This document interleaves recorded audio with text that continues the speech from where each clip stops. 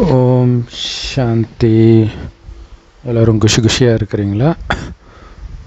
21/3/2025 சாக்கார் முரளி பாப்தாதா சொல்கிறாங்க, இனிமையான குழந்தைகளே, யோக பலத்தின் மூலமாக ஒட்டுமொத்த உலகத்தையும் நீங்கள் தூய்மையாக்கணும். அப்படிப்பட்ட யோக பலத்தினால்தான் மாயை மீது வெற்றி அடைந்து உலகத்தை வென்றவராக ஆக முடியும். கேள்வி: பாபாவுடைய பாகம் எது? ஸோ எதன் ஆதாரத்தில் அந்த பாகத்தை குழந்தைங்க கண்டுபிடிச்சிருக்கிறீங்க? அப்பாவுடைய பாகம் என்ன அப்படின்னா, எல்லாருடைய துக்கத்தையும் நீக்கி சுகம் அளிக்கிறது, அதாவது ராவணனுடைய சங்கிலிகளிலிருந்து விடுவிப்பது. ஸோ எப்போ பாபா தன்னுடைய பாகத்தை செய்ய வராரோ அப்போவே பக்தியின் இரவு முடிஞ்சிடுது.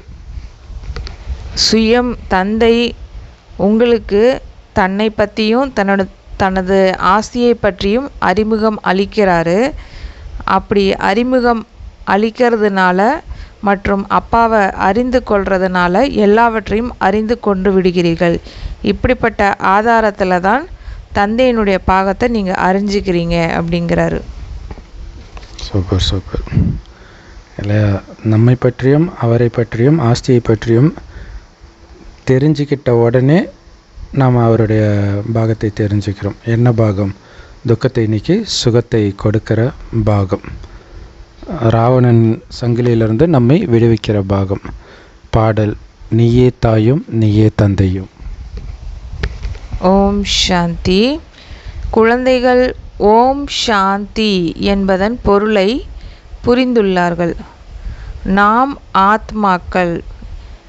இந்த சிருஷ்டி நாடகத்தில் நமக்கு முக்கிய பாகம் உள்ளது என்பதை நமக்கு அப்பா புரிய வச்சிருக்காரு. அந்த நாமன்றது யார்? ஆத்மா. ஸோ முக்கிய பாகம் கிடைச்சது ஆத்மாவுக்கு. எடுத்த உடனே பாபா ஆத்மா உணர்ந்து உட்காருங்கன்றத முதல் 2-3 வரியிலே சொல்லிடுவார் இன்டைரக்டாக. ஸோ அதை தான் சொல்கிறார், யாருக்கு பாகம் கிடச்சிருக்குது? ஆத்மாவுக்கு. ஸோ ஆத்மா தான் உடல் எடுத்து அந்த பாகத்தை நடிக்குது. எனவே குழந்தைகளை இப்பொழுது ஆத்ம உணர்வுடையவராக ஆக்கி கொண்டிருக்கிறார். இவ்வளவு காலம் நீங்கள் தேக உணர்வுடையவர்களாக இருந்தீர்கள். இப்பொழுது தன்னை ஆத்மா அப்படின்னு உணர்ந்து தந்தையை நினைவு செய்ய வேண்டும். அதாவது எப்படி நமக்கு உடல் அப்படின்ட்டு, அதாவது இதுக்கு முன்னாடி பாபா கிடைக்கிறதுக்கு முன்னாடி வரைக்கும் நம்ம எப்படி நினைப்போம்? நான் அப்படின்னா நம்மளோட பேர், நம்ம யார், இன்னாருடைய மகன், இன்னாருடைய மகள், நம்ம என்ன தொழில் செஞ்சிக்கிட்டு இருக்கிறோம், நம்ம எந்த இனம், எல்லாமே நமக்கு ஞாபகம் வருது இல்லையா? இப்போ பாபா சொல்கிறார், நீங்கள் ஆத்மா, உங்களோட அப்பா நான் தான் பரமாத்மா, நீங்கள் தான் 84 பிறவிகளுடைய சக்கரத்தை சுற்றி வந்திருக்கீங்க. உங்களுடைய பாட்டு ரொம்ப உன்னதமான பாட்டு, அதிசயமான பாட்டு, உங்களை மாதிரியான பாட்டு இந்த உலகத்தில் யாருமே செய்யலை அப்படிங்கிற ரகசியங்கள்லாம் நமக்கு சொல்கிறார் இல்லையா? அதை நம்ம நினைவு பண்ணிக்கிட்டே இருக்கிறதுக்கு தான் ஆத்ம உணர்வு அப்படின்னு சொல்கிறது. இப்போ எப்படி நான் அப்படின்ட்டு சொன்னாலே நம்மளை பற்றின விஷயங்கள்லாம் ஞாபகம் வந்துக்கிட்டே இருக்குது இல்லையா? அந்த மாதிரி எப்பொழுதுமே காலையிலேருந்து நைட்டு தூங்குற வரைக்குமே ஆத்மா சம்மந்தப்பட்ட விஷயங்கள் மட்டுமே ஞாபகத்தில் இருந்துச்சுன்னா அதுதான் ஆத்ம உணர்வு. ஆனால் அந்த ஆத்ம உணர்வு முழு நாளும் இருக்குமா அப்படின்னா இருக்காது. இது எப்படி அப்படின்னா, இப்போ நம்மளுக்கு ஒரு பேர் வச்சுருக்காங்க அப்படின்னா,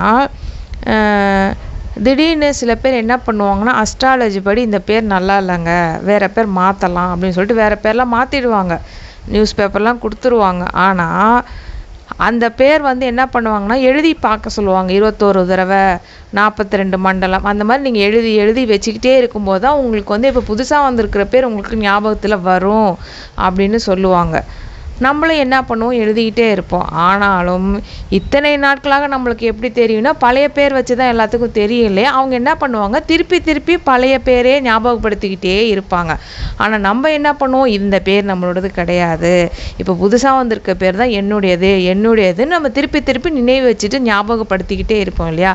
அந்த மாதிரி முழு நாளும் நான் தேகம் அப்படிங்கிற விஷயத்தை இந்த விகார உலகம் ஞாபகப்படுத்திக்கிட்டே இருக்கும்.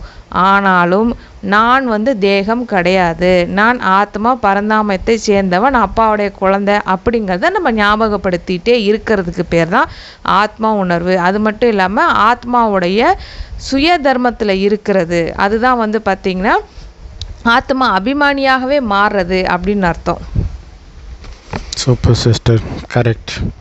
அதாவது உலகத்தில் உள்ள அத்தனை பேரும் நீங்கள் உடம்புன்றதே தூண்டிகிட்டு இருப்பாங்க. ஆனால் நீங்கள் ஆத்மான்றதை நீங்கள் மட்டும்தான் சொல்லணும். ஸோ அப்போ அவங்க ஒரு தடவை சொன்னால் நீங்கள் 100 தடவை சொன்னால் தான் ஆத்மான்ற உணர்வு வரும். அதனால் ஆத்மான்னு உணர்ந்து அப்பாவை நினைவு பண்ணிக்கிட்டே இருங்க. மற்றவங்களெல்லாம் பார்த்தாலும் ஆத்மா அதோடைய நடிப்பு நடிக்குது, அதுதான்.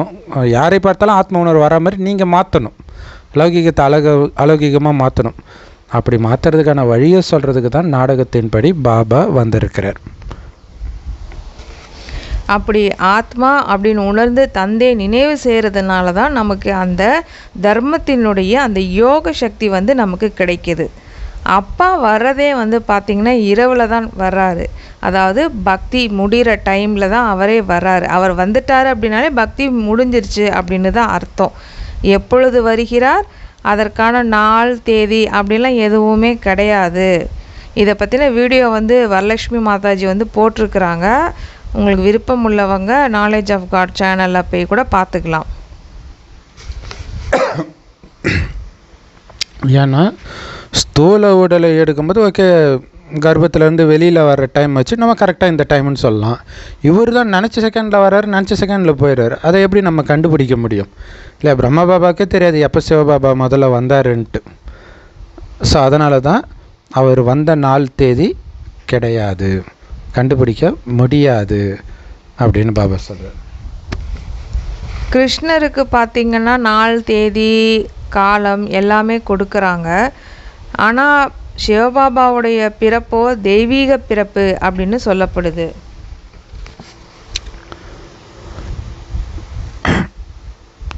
ஏன்னா அவர் ஸ்தூல பிறவி எடுக்கலை. அவர் நமக்கு அப்பா, ஆனால் பரலௌகிக்க அப்பா, இங்கத்து அப்பா கிடையாது. இல்லை, அங்கேயே இருக்கக்கூடிய அப்பா. ஆனால் இங்கே ஆஸ்தியை கொடுத்துட்டு போயிடுறார். ஆனால் இங்கே உடலை எடுக்கலை. அதனால தான் பரலோகிக அப்பா, விலகியே இருக்கக்கூடிய தந்தை, இந்த உடல் தேக சம்பந்தத்தில் வராத தந்தை. அதனால தான் பரலோகிக தந்தை அப்படின்னு சொல்கிறாங்க. அப்பா என்ன பண்ணுறாங்க, பிரம்மா பாபா அதாவது பாப்தாதா அவங்களுடைய உடலுக்குள்ளே பிரவேசம் செய்து இது எல்லையில்லாத நாடகம் ஆகும் அப்படின்னு சொல்கிறாரு. இப்போ பார்த்திங்கன்னா இப்போ இருக்கிற நம்ம அந்த டேட்டு நாள் எல்லாமே பார்த்திங்கன்னா இந்த எல்லை இல்லாத நாடகத்தை வச்சு பார்க்கும் பொழுது இப்போ இருக்கிற 2025 கூட நரகத்தில் வந்த டேட்டு தேதின்னு கூட தான் சொல்ல முடியும். 5000 வருஷத்தை கம்பேர் பண்ணும்போது இது கரெக்ட்னு கூட சொல்ல முடியாது நம்மளால். பாபா அதை வச்சும் கூட சொல்லலாம், அதுவும் இருக்குது. அது இல்லாமல் அவர் இப்போ உதாரணத்துக்கு இப்போ பாபா தெய்வீக பிறப்பு எடுக்கிறாரு. இப்போது ஒருத்தவங்க இறந்துட்டாங்க, உடல் இருக்கிறவங்க ஒருத்தவங்க இறந்துட்டாங்க அப்படின்னா அவங்க ஆவியாக இருக்கிறாங்க, இன்னொரு உடம்புக்குள்ளே போய் பூர்றாங்க அப்படின்னா நான் இப்போ தான் பிறந்தேன் அப்படின்னு சொல்லுவாங்களா அப்படின்னா சொல்ல முடியாது. இந்த டைமில் தான் இந்த உடம்புக்குள்ளே வந்தேன் அப்படின்னா சொல்ல மாட்டாங்க. அந்த மாதிரி பாபாவும் என்ன சொல்கிறாரு, இது தெய்வீக பிறப்பு. அந்த பேயை அட்டகாசம் பண்ணுதுன்னா அது அசுத்த வேலை பண்ணுது, அதனால அதுக்கு பேயின்னு பேர். ஆனால் பாபா நமக்கு இங்கே என்ன பண்ணுறாரு, துக்கத்தை நீக்கி சுகத்தை கொடுக்கறதுக்காக தெய்வீக பிறப்பு எடுக்கிறாரு. இந்த நாடகத்தில் பாதி கல்பம் இரவாக இருக்குது. அப்போ தான் அந்த இரவு முடிகிற நேரத்தில் தான் ரொம்ப இருளாக இருக்குது. கோர் அந்தியாரா, அதாவது கோர் இருள், கார் இருள், அந்த நேரத்தில் தான் நான் வருகிறேன். ஆனால் நான் வந்ததுக்கான நேரம் டேட்டெல்லாம் கிடையாது. இப்போ பாருங்க, பக்தி கூட தமோ பிரதானமாக தான் இருக்குது. அரைக்கல்பம் வந்து எல்லையில்லாத பகலாக இருக்குது. அதாவது எல்லையில்லாத பகல் அப்படிங்கிறது என்னன்னா, இப்போ ஒரு நாள் எடுத்துக்கிட்டோம் அப்படின்னா 24 மணி நேரத்தில் 12 மணி நேரம் பகல், 12 மணி நேரம் இரவு. எல்லையில்லாத பகல் அப்படின்னா 21 பிறவி, அதாவது 2500 வருஷத்தை வச்சு தான் அந்த எல்லை இல்லாதது, ஒரு குறிப்பிட்ட இது கிடையாது அப்படின்னு சொல்லப்படுது. ஸோ பாபா சொல்கிறாங்க, நான் இவருக்குள்ளே பிரவேசிக்கிறேன். கீதையில் பகவான் மகா வாக்கியம் அப்படின்னு சொல்லப்பட்டிருக்குது. ஆனால் கிருஷ்ணர்னு நினைக்கிறாங்களே, மனிதனை எப்படி கடவுள்னு சொல்ல முடியும்? கிருஷ்ணர் மனிதன்தான், தெய்வீக குணமுள்ள மனிதன், அவ்வளவுதான். இப்போ இருக்கிற உலகம் பார்த்திங்கன்னா இது மனிதனுடைய உலகம், இது ஒன்றும் தேவலோகம்லாம் கிடையாது. நம்ம என்ன சொல்கிறோம், பிரம்ம தேவதாய நம அப்படின்னு பாடுறாங்க. அவர் சூட்சும வதனவாசி. அங்கே வந்து பார்த்தோம் அப்படின்னா எலும்பு சதை அப்பெல்லாம் இருக்கிறது கிடையாது அப்படிங்கிறத குழந்தைங்கள் டிரான்ஸில் போயும் பார்த்துருக்குறாங்க. அங்கே இருக்கிற உடல் எப்படி இருக்கும் அப்படின்னா சூட்சமமான வெண்மையான நிழல் மாதிரி இருக்கும். அதையும் தாண்டி மூலவதனத்தில் போய் பார்த்தோம் அப்படின்னா ஆத்மாவிற்கு நிழல் மாதிரி இருக்கிற சூட்சம சரீரம் கூட இல்லை. எலும்பும் சதையும் உடலும் அதாவது மூலவதனத்தில் கிடையாது. இந்த மாதிரி விஷயங்களெல்லாம் எந்த ஒரு மனிதருமே அறியாமல் தான் இருந்தாங்க. இப்போ பாபா வந்து சொல்லும்போது தான் நமக்கு தெரியுது. ஸோ பாபா வந்து இது தேவதைகளின் உலகம் கிடையாது, மனிதர்களின் உலகம்னு ஏன் சொல்கிறார் அப்படின்னா, கிருஷ்ணர் தேவதை, ஆனால் கீதை வந்து மனிதர்களுக்கு சொல்கிறாங்க. அப்போ மனிதர்களுக்கு தேவதை எப்படி வந்து சொல்ல முடியும்? தேவதை இருக்கக்கூடிய உலகமே வேறு, சத்யுகம் யுகமே வேறு. ஸோ அப்போ இந்த மனிதர்கள் வாழற யுகத்தில் வருபவர் சிவபாபா தான். ஸோ அதனால் அது சிவனுடைய மகா வாக்கியம் அப்படி தான் சொல்லணும். ஸோ பாபா மட்டும்தான் இந்த ரகசியத்தை எல்லாம் உங்களுக்கு வந்து புரிய வைக்கிறார். அதுவும் பிராமணர்களாகிய நம்ம தான் கேட்குறோம், வேறு யாருமே கேட்குறது கூட கிடையாது. அது மட்டும் இல்லாமல் பிராமண வர்ணம் இருக்கிறதே இந்த பாரதத்தில் தான். அதுவும் பரமபிதா பரமாத்மா பிரஜாபிதா பிரம்மா மூலமாக பிராமண தர்மத்தை ஸ்தாபனை செய்யும் பொழுது தான் இந்த பிராமண வர்ணம், அதாவது இந்த பிராமண தர்மம் கூட உருவாகுது.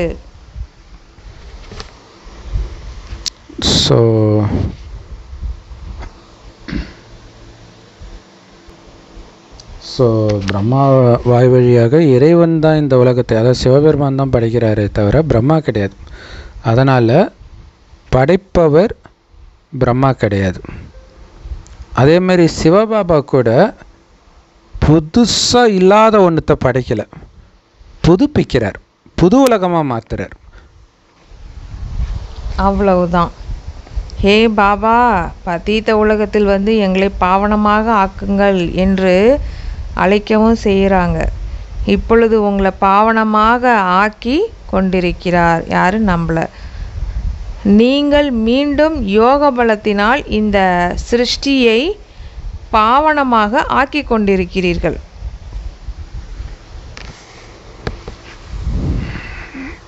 ஸோ கூப்பிட்டது அதுக்காக தான் இல்லையா? தூய்மையாக்குறது கூப்பிட்டீங்க, நான் தூய்மையாக்குறேன். தூய்மையாக்குறேன்றதை விட அதற்கான வழியை உங்கள் கையில் கொடுக்குறேன். இதன் மூலம் நீங்கள் மட்டும் இல்லை, ஒட்டுமொத்த உலகத்தையே தூய்மையாக்குறீங்க. எப்படி? என் ஒருவனின் நினைவில் மூழ்கிறதன் மூலம். அதுதான் யோக பலன்றோம். ஸோ அதன் மூலம் நீங்கள் மாயை வெல்றீங்க. ஃபஸ்ட்டு மாயை வெல்வதன் மூலம் உலகத்தையே வெல்றீங்க. உலகத்தை விட்டு மாயையை துரத்திட்டிங்கன்னா அந்த உலகம் உங்களுடைய இது தானே. ஸோ யோக பலத்தை வந்து பாபா என்ன சொல்கிறாங்க, யோக பலத்தை வந்து சைலன்ஸ் பலம் அப்படின்னு சொல்கிறாங்க. இது இன்னொரு விஷயம் பார்த்தீங்க அப்படின்னா, ஒரு போர் வீரர் வந்து போருக்கு போகிறாரு அப்படின்னா யார் வெற்றி அடைகிறாங்களோ அவங்களுக்கு தான் அந்த நாட்டையே எழுதி வச்சிருவாங்க. அந்த மாதிரி இந்த உலகம் மாய உலகம். அதை நீங்கள் வென்றுட்டுறீங்கன்னா அடுத்த ராஜ்யம் வந்து உங்களுக்காக வெயிட் பண்ணிகிட்ருக்குது. உங்களுக்காக பாபா வந்து எழுதியே கொடுத்துட்றாரு. செம சூப்பர்.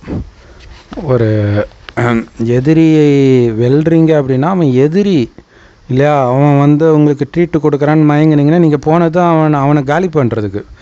அந்த மாதிரி மாயை உங்களோட எதிரி. அவங்கிட்ட மயக்கத்தில் போயிட்டீங்கன்னா அப்புறம் எப்படி நீங்கள் ராஜ்யத்தை, அப்போ அதுதான் அந்த எதிரியை தெளிவாக ஞாபகம் வச்சுக்கணும். அவன் எதிரி எந்த ரூபத்தில் எந்த உறவில் வேணாலும் வருவான். ரொம்ப ஜாக்கிரதையாக இருக்கணும். சீதையை கடத்துறதுக்கு சிவனடியார் ரூபத்தில் வரோம் இல்லையா? அப்போ பாபா குழந்தைங்க ரூபத்துலேயும் வரலாம், அஞ்ஞானிகள் ரூபத்துலேயும் வரலாம், வீண் எண்ணங்களின் ரூபத்துலேயும் வரலாம், நோய், இயற்கை சீற்றம் எந்த ரூபத்தில் வேணாலும் வரலாம். எது வந்தாலும் நான் அமைதியாக இருந்துட்டால் ஜெயிச்சிட்டேன் மாயை. மனசு சலனம் ஆயிடுச்சுன்னா மாயக்கிட்ட தோத்துட்டீங்க. அதை புரிஞ்சுக்கோங்க. ஸோ ரிஷி முனிவர்கள் கூட அமைதியைத்தான் விரும்பி காட்டுக்கு போகிறாங்க. ஆனால் அமைதியோடைய அர்த்தமே அவங்களுக்கு தெரியாது. ஏன் பிரதர் அவங்களுக்கு தெரியல? அவங்க குடும்பத்தை விட்டு வெளில போனாலே நம்ம நிம்மதியாக இருப்போம் அப்படின்னு நினச்சிக்கிறாங்க. ஆனால் அது அமைதி கிடையாது. அது அமைதி பலம் கிடையாது. செயற்கையாக இவங்க இருக்கக்கூடிய இடத்தை தேடி போகிறாங்க. மறுபடியும் அவங்க குடும்பத்தில் தான் பிறக்கணும். இன்னும் கேட்டிங்கன்னா ஒவ்வொரு ஜென்மத்திலையும் அவங்க சன்னியாசியாக போகிறதுக்கு இது ஒரு காரணம். அந்த அமைதிக்கான சக்தி இல்லாதனால சின்ன பிரச்சனை வந்தோடனே விட்டு ஓடி போயிடுறாங்க. ஸோ பாபா தான் சொல்கிறார், அது உங்கள் கழுத்து மாலை, அதன் சொரூபமே நீங்கள் தான். நீங்களாக இருக்கிற வரைக்கும் அமைதி இருக்கும். ஆனால் மற்றதெல்லாம் நீங்கள் தப்பாக புரிஞ்சுக்கிட்டு, இந்த உடம்பு நான், இந்த உடலுடைய பதவி நான், இந்த உடல் ஆணாக இருந்தால் அது நான், பணக்காரன் இருந்தால் அது நான், இப்படி நிறைய நான் சேர்த்துக்கிட்டதுனால நிம்மதி போச்சு. இந்த தப்பான நானெல்லாம் கைட்டி போட்டிங்கனாலே அமைதி சொரூபமாகிடுவீங்க. அதனால தான் பாபா என்ன சொல்கிறாங்க, அவங்களுக்கு சாந்தியினோட பொருள்னால் என்னன்னே தெரியல அப்படிங்கிறாங்க. அதனால தான் அவங்க காட்டுக்கு போயிடுறாங்க. இங்கோ அவசியம் பாகத்தை ஏற்று நடிக்க வேண்டிதான் இருக்குது. சாந்தி தாமம் அப்படிங்கிறது sweet home, sweet silence home, இனிமையான அமைதியான இல்லமாகும். நமது வீடு சாந்தி தாமம் ஆகும் என்பது ஆத்மாக்களாகிய உங்களுக்கு இப்பொழுது தெரிய வந்திருக்கு. ஸோ உண்மையிலே அமைதி சாந்தி தாமத்தில் தான் இருக்கும். அங்கே தான் நீங்கள் வேலை செய்யாமல் இருக்க முடியும், அந்த அமைதி இல்லையா? எப்படியா இருந்தாலும் சாது சன்னியாசி காட்டில் இருக்கும்போது பசிக்கும்போது உடனே எவன்டா எடுத்துகிட்டு வருவான்ற எண்ணம் தானே வரும். அப்போ எப்படி அவங்க அமைதியாக சரீரத்தை விட முடியும்? நாம் இங்கே பாகத்தை நடிக்கிறதுக்கு தான் வந்திருக்கிறோம். இங்கே நான் எந்த வேலையும் செய்ய மாட்டேன், அமைதியாக இருக்கிறேன்னா அதுக்கு பரந்தாமத்திலே இருந்திருக்கலாமே. ஆனால் அப்படி யாரும் இருக்கவும் முடியாது, வந்து தான் ஆகணும். அப்போ காரியம் செஞ்சுக்கிட்டே அமைதியாக இருக்க கற்றுக்கணும். அதை கற்றுக் கொடுக்கறதுக்கு தான் பாபா வரார். நாமளாம் அதுக்கு தான் கூப்பிட்டோம். பதித்த பாவனா, துக்கத்தை நீக்கி சுகத்தை கொடுப்பவரே, எங்களை இந்த ராவணன் சங்கிலியில் கட்டி போட்டுருக்கிறான், எங்களை விடுவீங்க அப்படின்னு கூப்பிட்டோம். எப்படி கட்டி போட்டிருக்கிறான்? காமத்தினால, கோபத்தினால, பற்றுனால, பேராசைனால, அகங்காரத்தினால. இதிலேருந்து உங்களை விடுவிச்சிட்டிங்கனாலே நீங்கள் அமைதியாக தான் இருப்பீங்க. இன்னொன்று கூட இந்த ரிஷி சாது முனிவர்கள்னால் பார்த்தோம்லாம் பிரதர், பாபா சொல்கிறாரு சாந்தி தான் உங்களோட சுயதர்மம் அப்படிங்கிறாரு. இவங்க சாந்தியை தேடி வெளில போகிறாங்க. உங்ககிட்ட இருக்கிறது என்னத்துக்குப்பா வெளில போய் தேடிட்டு இருக்கிற? இதை அடிக்கடி சொல்லுவாங்க, பிரம்மகுமாரிஸ்லேயே அடிக்கடி சொல்லிக்கிட்டே இருப்பாங்க. இதை அவங்களுக்கு அது தெரியல, அதனால தான் அவங்க வெளியில் போய் தேடிக்கிட்டே உட்காந்துருக்குறாங்க. அதுக்கப்புறம் அவங்க ஜோதியோட கலந்துடுறோம், இல்லை இந்த பிரம்ம தத்துவத்தோட கலந்துடுறோம் அப்படிங்கிற மாதிரியான விஷயங்கள்லாம் சொல்லிக்கிட்டே இருக்கிறாங்க.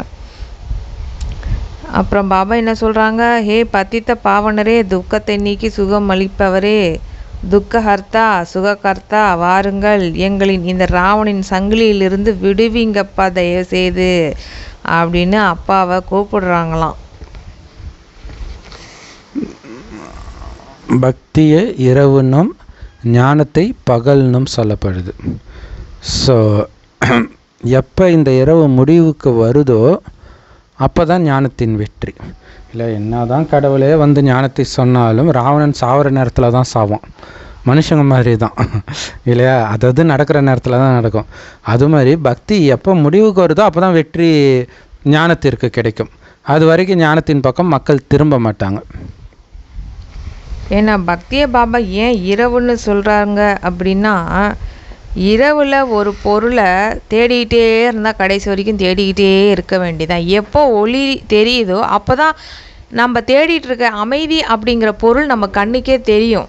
அதனால தான் பாபா சொல்கிறாங்க, பக்தி அப்படிங்கிறது இரவு, ஞானம் அப்படிங்கிறது பகல் அப்படிங்கிறாரு. அது மட்டும் இல்லாமல் இது சுகம் மற்றும் துக்கத்தின் விளையாட்டாகும். முதல்ல நம்ம சொர்க்கத்தில் இருந்தோம், பிறகு கீழே இறங்கி இறங்கி நரகத்துக்கு வந்துட்டோம் அப்படிங்கிறத நீங்கள் இப்போ புரிஞ்சுக்கிட்டீங்க. யாருக்குமே இந்த கலியுகம் எப்போ முடியும்னும் தெரியாது, சத்தியுகம் எப்போ தொடங்கும்னும் தெரியாது. ஸோ அப்பாவை தெரிஞ்சுக்கிட்டதுனால எல்லாத்தையும் தெரிஞ்சுக்கிட்டோம். வந்தது அப்பான்னு தெரிஞ்சுக்கிட்டாலே அவர் சொல்கிறத கேட்க ஆரம்பிச்சிடுவோம். அப்போ எல்லாமே தெரிஞ்சுக்கிட்டோம் அவர்கிட்ட இருந்து. மனிதர்கள் பாருங்க, பகவானை தேடுவதற்காக எவ்வளவோ அடி வாங்குறாங்க. இப்போ நிறைய விஷயங்கள் ரொம்பவே கேள்விப்படுறோம். பக்தியில் போய் நிறைய இறப்புகள், நிறைய விஷயங்கள் இப்போ நம்ம கேட்குறோம். ஆமாம், இன்னொன்று கூட ஒரு பாட்டு கூட ஒன்று இருக்குங்க பிரதர். என்னன்னா, இப்போ நீங்கள் ஒரு அழகாக முன்னாடி ஒரு வார்த்தை பாபா சொல்லியிருந்தாரு, என்னை அறிஞ்சிக்கிட்டது மூலமாக உங்களுக்கு எல்லாமே கிடச்சிருச்சு அப்படின்ட்டு. அது இளையராஜா பாட்டு ஒன்று. என்னன்னா, பிச்சை பாத்திரம் ஏந்தி வந்தேன் ஐயனே ஐயனே, அத்தனை செல்வமும் ஒன்னிடத்துல இருக்குது, அதனுடைய சூட்சமும் ஒன்னிடத்துல தான் இருக்குது அப்படிங்கிற மாதிரி. ஆனால் அது சூப்பரான பாட்டு அது எனக்கு தெரிஞ்சு. ஏன்னா அத்தனை செல்வம் ஒன்னிடத்துல இருக்குது, ஆனால் அதனுடைய சூட்சமும் உங்ககிட்ட இருக்குது பாருங்க, அது தயவுசெய்து என்கிட்ட சொல்லுங்க அப்படிங்கிற மாதிரி இருக்குது இந்த பாட்டு. ஸோ என்ன தான் கடவுளை தேடி கோயில் கொலான்னு அலைஞ்சாலும் கடவுளை பற்றியே தெரியாதே, எப்படி கண்டுபிடிப்பாங்க? அதனால தான் சாமியார்கள் பின்னாடி போய் மாற்றிக்கிறாங்க. அவரே என்னைக்கு வந்து அவருடைய அறிமுகத்தை கொடுக்குறாரோ, அவர் கொடுக்குற ஆஸ்தியின் அறிமுகத்தை கொடுக்குறாரோ, அப்போ மட்டும்தான் உங்களால் அவரை தெரிஞ்சிக்க முடியும். அப்போ இது வரைக்கும் தேடினதெல்லாம் வேஸ்ட்டு தான். தேடியெல்லாம் அவரை கண்டுபிடிக்கவே முடியாது. ஆஸ்தி பார்த்திங்கன்னா அப்பா கிட்டேருந்து தான் கிடைக்கிது, தாயிடம் இருந்து அல்ல. இங்கே தாய் அப்படின்னு சொல்கிறது பிரம்மா பாபாவை சொல்கிறாரு.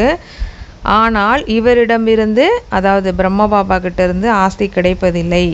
அதனால் இவரை நினைவு செய்ய வேண்டியதும் இல்லை. பிரம்மா, விஷ்ணு, சங்கரன் கூட சிவனுடைய குழந்தைகள் தான். இது கூட யாருக்குமே தெரியல. ஸோ ஒட்டுமொத்த எல்லையற்ற உலகத்தின் படைப்பவர் அந்த ஒரு தந்தை மட்டுமே. மற்ற எல்லாமே அவருடைய படைப்புகள் அல்லது எல்லைக்குட்பட்ட படைப்பவர்னு வேணால் சொல்லலாம் இல்லையா? ஒரு அப்பாவும் அவங்க குடும்பத்தை படைக்கிற எல்லைக்குட்பட்ட பிரம்மா தான். மற்றபடி எல்லைக்கு அப்பாற்பட்ட படைப்பவர் ஒரே ஒரு சிவபாபா மட்டுமே. என்னை நினைவு செஞ்சீங்க அப்படின்னா உங்களுடைய பாவங்கள் அழிந்து போகும் என்று இப்பொழுது குழந்தைகளாகிய உங்களுக்கு தந்தை சொல்கிறாங்க. மனிதர்கள் அப்பாவை அறியாமலேயே இன்னும் இருக்கிறாங்க. அப்படிங்கிறப்போ அவங்க யாரை நினைவு செய்வாங்க? பாருங்கள், எவ்வளோ பேர் அனாதையாகிட்டாங்க என்று அப்பா சொல்கிறாங்க. ஆனால் என்ன பண்ணுறது, இதுவும் நாடகத்தில் பொருந்தி இருக்குது அப்படிங்கிறாரு. கரெக்டு தானே. கடவுளுடைய ஞானத்தை கொடுத்தா கூட ஏற்றுக்க மாட்டுறாங்க. அனாதையாக இருக்கிறதே அவங்களுக்கு பிடிச்சிருக்குது. ஸோ பக்தி மார்க்கத்துலேயும் சரி, ஞான மார்க்கத்துலேயும் சரி, உயர்ந்த காரியமாக தானம் கொடுக்கறது தான் கருதப்படுது. ஆனால் பக்தி மார்க்கத்தில் கடவுளின் பேரால் தானம் பண்ணுறாங்க. ஆனால் எதுக்காக பண்ணுறாங்க? கண்டிப்பாக ஒரு வேண்டுதல், ஒரு ஆசை இருக்கும். சும்மா பண்ண மாட்டாங்க இல்லை, ஏதோ ஒரு ஆசை இருக்கும். ஏன்னா அவங்க என்ன காரியம் செய்கிறாங்களோ அதற்கான பலன் கண்டிப்பாக அடுத்த ஜென்மத்தில் வரும்னு அவங்களுக்கு தெரியும். இந்த ஜென்மத்தில் என்ன பண்ணுறாங்களோ அதோடைய பலன் கண்டிப்பாக அடுத்த பிறவியில் அடைவார்கள். ஜென்மமாக அடைய மாட்டாங்க, ஒரு பிறவிக்கு தான் வரும். என்ன தான் அவன் உழுந்து தானம் புண்ணியம் பண்ணாலும் அது ஒரு பிறவிக்கு மட்டுமே.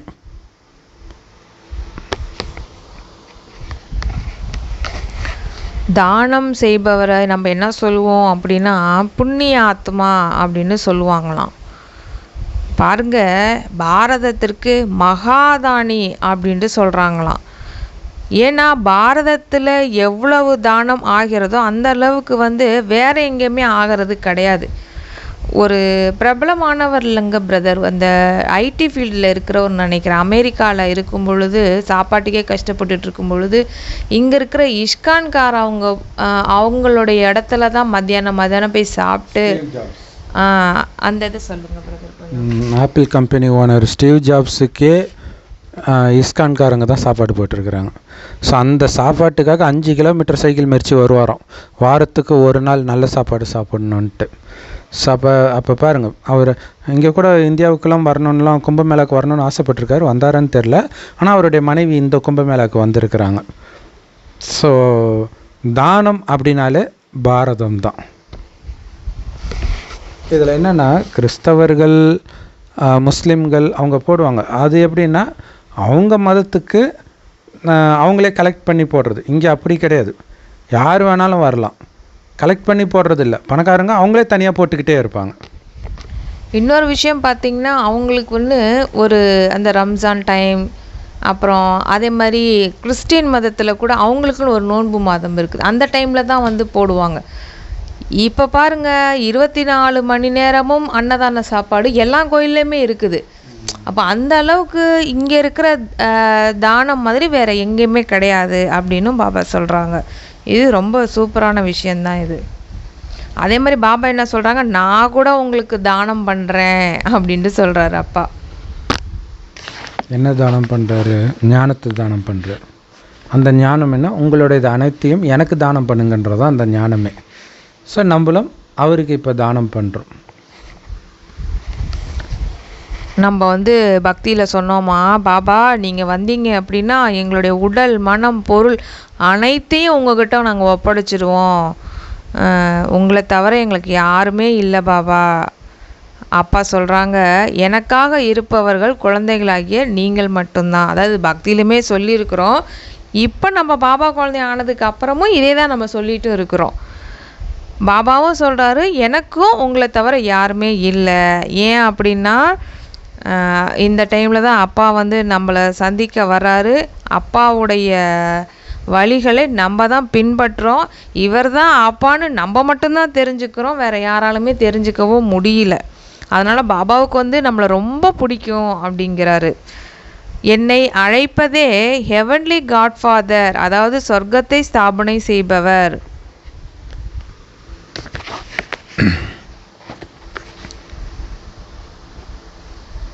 நான் உங்களுக்கு சொர்க்க ராஜ்யத்தை கொடுக்கிறேன். குழந்தைங்க, உங்களுடைய அனைத்தையும் என்கிட்ட என்ன சொல்லி கொடுக்குறீங்க? பாபா இது எல்லாமே உன்னுடையது. இதுதான் ரொம்ப முக்கியமானது இல்லையா? நான் என்னிதை கொடுக்கல, அது உன்னிதை எடுத்துக்கோ பாபான்றீங்க. பக்தி மார்க்கத்தில் கூட இப்படி பண்ணாங்க. பாபா இவை அனைத்தும் உங்களால் கொடுக்கப்பட்டது அப்படின்னு சொன்னாங்களாம். பிறகு அது நம்மளை விட்டு போயிடுச்சு அப்படின்னா ரொம்ப கஷ்டப்படுறாங்களாம், துக்கப்படுறவங்களாம் ஆயிடுறாங்க. அது வந்து பார்த்தோம் அப்படின்னா பக்தி மார்க்கத்தினுடைய குறுகிய கால சுகம்.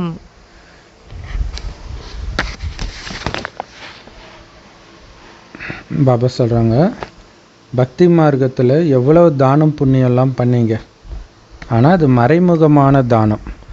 பாபா சொன்ன மாதிரி பண்ணல. தந்தை நமக்கு புரிய வைக்கிறாங்க, அதனுடைய பலனோ உங்களுக்கு கிடைத்து கொண்டே இருக்கிறது. இப்பொழுது இந்த நேரத்தில் நான் உங்களுக்கு கர்மம் அகர்மம் விகர்மம் அப்படிங்கிற எல்லா ரகசியத்தையுமே உங்களுக்கு நான் புரிய வைக்கிறேன். பக்தி மார்க்கத்தில் நீங்கள் எப்படி கர்மம் செய்கிறீங்களோ அதற்கான சுகம் வந்து பார்த்திங்கன்னா ஒரு குறுகிய கால அளவு கிடைக்கிது. ஏற்கனவே பாபா முன்னாடி சொன்ன மாதிரி ஒரு அடுத்த பிறவிக்கான அந்த நீங்கள் பண்ண புண்ணிய பலன் வந்து உங்களுக்கு கிடைக்கிது. இந்த விஷயங்களை பற்றியெல்லாம் உலகத்தில் வந்து யாருக்குமே தெரியாது. தந்தை தான் வந்து கர்மங்களின் கதி பற்றி நமக்கு வந்து புரிய வைக்கிறாரு. என்ன கர்மா பண்ணால் நீங்கள் என்ன ஆவீங்க. இப்போ நம்ம பாபா நம்மளுக்கு சொல்லி கொடுக்கறது எல்லாமே வந்து பார்த்திங்கன்னா கர்மத்தினுடைய விதி தான். இப்போ நம்ம நிறைய பேர் வந்து கேட்குற கேள்வி என்னன்னா, துவாபர யுகத்திலிருந்து நம்ம காமத்தில் விழ ஆரம்பிக்கிறோம் அப்படின்னா ஏன் பாபா அப்பயே வந்து தடுக்கலை அப்படின்ட்டு கேட்குறாங்க. அப்புறமேல வந்து இன்னொரு கேள்வி என்ன கேட்குறாங்க அப்படின்னா, அப்பயே சொல்லியிருந்தா நம்ம மாறியிருப்போமே அப்படின்னு ஒரு கேள்வியும் கேட்குறாங்க. இந்த மாதிரி அடுக்கடுக்கான கேள்விகள் வந்துக்கிட்டே இருக்குது. ஆக்சுவலி இந்த விகாரம் அப்படிங்கிறது, இந்த காமம், கோபம், பற்று, பேராசை, அகங்காரம் எல்லாமே வந்து பாபா கொடுக்கல அதைய. இப்போ எப்படி ஒரு புது வீடு கட்டுறோம், நாட்கள் போக போக போக பழசு ஆகிக்கிட்டே இருக்குது. அதுக்காக அந்த வீட்டுக்கிட்ட போய் நீங்கள் சண்டையாக போடுவீங்க, நான் உன்னை புதுசாக தானே கட்டுனேன், நீ ஏன் பழசான அப்படின்னு நான் சண்டை போடுவோம் கிடையாது. அந்த மாதிரி தான் ஆத்மா இந்த உலகத்தில் இறங்கும்போது சக்தியாக இறங்குனுச்சு. நாட்கள் கடக்க கடக்க கடக்க புது வீடு எப்படி பழசாகுமோ ஆத்மாவில் இருக்கிற பேட்ரி குறைஞ்சிக்கிட்டே வர்றதுனால இந்த விகாரங்கள் எல்லாமே வந்து தலை தூக்க ஆரம்பிக்குது. அப்படி இந்த விகாரங்கள் தலை தூக்க ஆரம்பிக்கிறதுனால என்ன ஆகுது அப்படின்னா, இந்த மாதிரியான துக்கமெல்லாம் நமக்கு வருது. அப்போ பாபா நமக்கு என்ன சொல்கிறாரு, உங்களுக்கு ஏன் இந்த துக்கம் வருது அப்படின்னா, நீங்கள் இந்த விகாரத்தில் விழுந்ததுனால தான் உங்களுக்கு இவ்வளோ துக்கத்தை நீங்கள் அடையிறீங்க அப்படின்னு சொல்கிறாரு. இன்னொரு விஷயம் வந்து பார்த்தோம் அப்படின்னா, துவாபரயுகத்தில் ஏன் பாபா இது ஏன் சொல்லலை அப்படின்னா, நோய் வந்ததுக்கு அப்புறமேல தான் நம்ம டாக்டர்கிட்ட போவோம். நோய் வரத்துக்கு முன்னாடியே டாக்டர்கிட்ட போய் உக்காந்துட்டு இருக்க மாட்டோம் இல்லையா? என்ன நோயின்னே தெரியாமல் எப்படி நம்ம டாக்டர்கிட்ட போய் உட்கார முடியும்?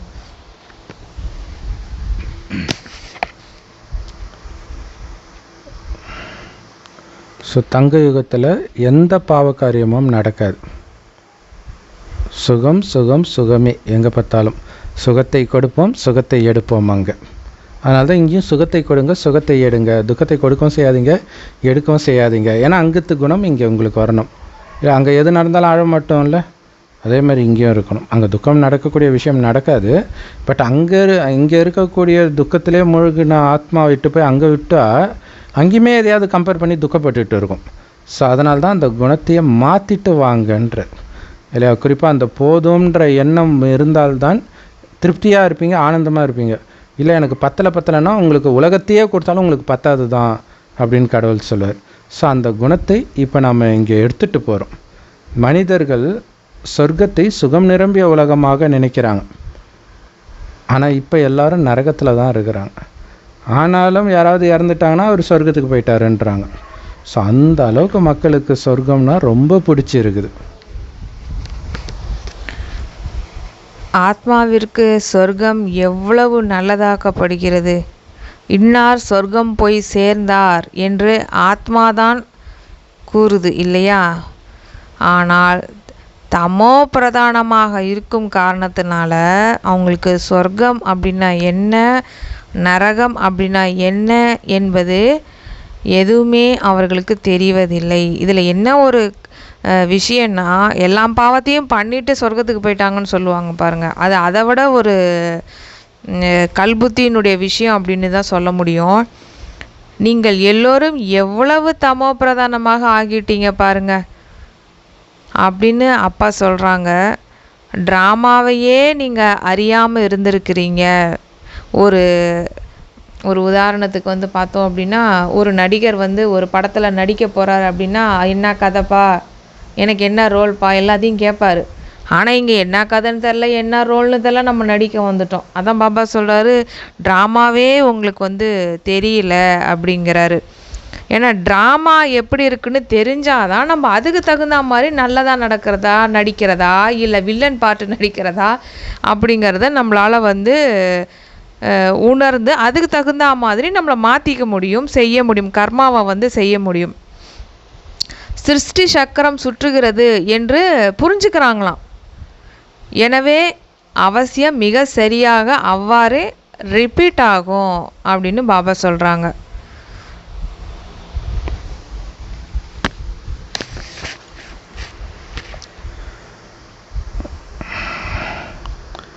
மனிதர்கள் வந்து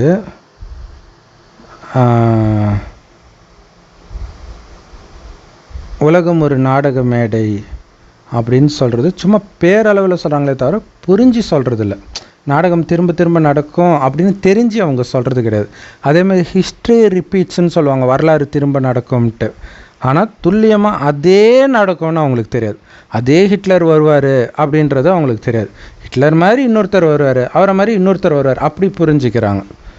ஸோ இப்போ நம்ம சங்கமயுகத்தில் இருக்கிறோம். இந்த ஒரு சங்கமயுகத்துக்குத்தான் மகிமை. மற்ற 4 யுகத்துக்கும் நடுவில் வர சங்கமயுகத்திலெல்லாம் மகிமை கிடையாது. இந்த கலியுகத்தின் இறுதிக்கும் சத்தியுகத்தின் தொடக்கத்துக்கும் இடையில் வர இந்த சங்கமயுகத்துக்கு மட்டும்தான் மகிமை. அரைக்கல்பம் பார்த்தோன்னா தேவதைகளுடைய ராஜ்யம் நடக்குது. பிறகு அந்த ராஜ்யம் எங்கே போயிடுது? அதை யார் வென்றுட்டாங்க? இப்போ ஒரு ராஜ்யம் நடக்குது அப்படின்னா, அடிமைப்படுத்துகிறாங்க அப்படின்னா, அந்த ராஜ்யத்தை யார் வெற்றி அடைஞ்சிட்டாங்க அப்படின்னா யாருக்குமே தெரியறது கிடையாது. அப்போ யார் அதை வென்றுட்டு போயிடுறான் அப்படின்னா ராவணன் தான் வென்றுட்டு போயிடுறான் அப்படின்னு அப்பா சொல்கிறாங்க. அவர்கள் பின் தேவதைகள் மற்றும் அசுரர்களின் சண்டையை காண்பிச்சிட்டாங்க. அதாவது அவங்க மனிதர்கள் எப்படி புரிஞ்சுக்கிறாங்க அப்படின்னா அசுரர்கள் மட்டும் தேவதைகளுடைய சண்டையை காண்பிச்சிட்டாங்க அப்படிங்கிறாங்க. ஸோ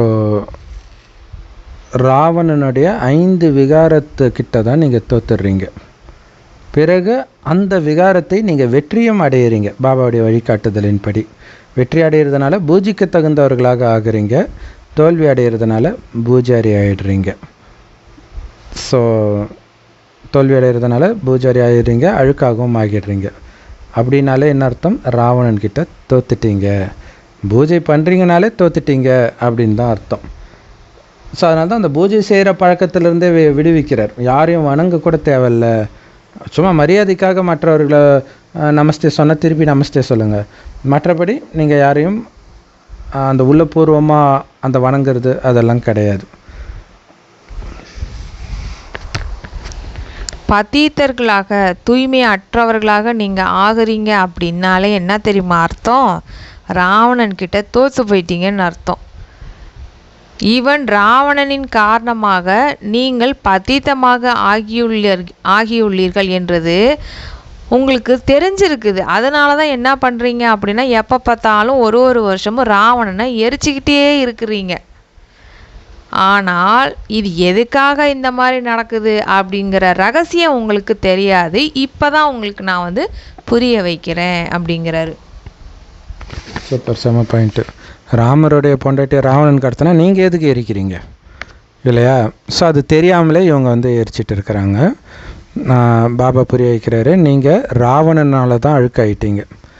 யார் ராவணன் மாயான்றதெல்லாம் இந்த 5 விகாரம் தான். யார் இந்த மாயை வெல்றாங்களோ அவங்க உலகத்தையே வென்றுடுறாங்க. ஸோ உலக ராஜ்யமே மாயின் கவர்ச்சியிலேருந்து விலகிறதுல தான் இருக்குது. இது மட்டும் ஞாபகம் இருந்துச்சுன்னா மாயைக்கிட்ட மயங்க மாட்டோம். ஏன்னா மாயை மயக்கி தான் நம்மக்கிட்டேருந்து சொத்தை அபகரிச்சிட்டான்.